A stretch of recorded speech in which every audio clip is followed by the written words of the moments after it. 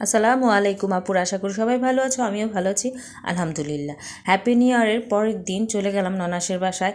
যাওয়ার সাথে সাথে ননাস আমাকে কাজে লাগিয়ে দিল যে এই তরকারিগুলো কেটে দাও, কেটে না দিলে দুপুরে খাবার নাই, খাবার খাইতে চাইলে কেটে দিতে হবে। তো কি আর করার, খাবারের জন্য সব কিছু দুনিয়ার মধ্যে যত অকারেন্স হচ্ছে খাবারের জন্য, এই পেটের জন্য।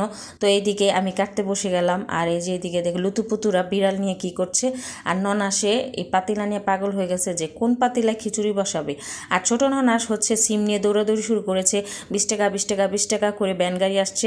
তো নিয়েছে 1 কেজি সিম, তো সেটাতে পোষায় নেই, ভালো হয় নেই, তো আবার চলে গেছে আবার সিম নিয়ে আসতে। তো এইদিকে বড় ননাস আবার চুলার পাশে গিয়ে মাংস কষাচ্ছে, আবার বলছে আমাকে যে তাড়াতাড়ি আসো একটু ভিডিও করো, সবার সাথে শেয়ার করবা।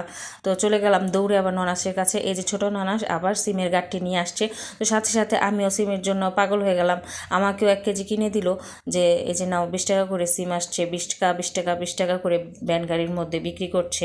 তো এরকম সস্তায় মানে সস্তায় পেলে বস্তা ভরে কে না নেয় বলো।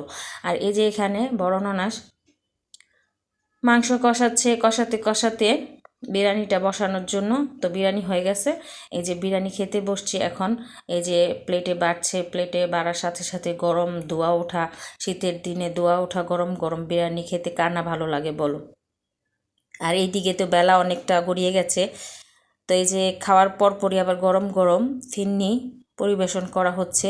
এই যে দেখো, ধোয়া ওঠা গরম গরম ফিন্নি পায়েস মিঠাই দিয়ে শীতের দিনে কার ভালো না লাগে বলো। এই যে এটা খাওয়ার জন্য বসে আছি।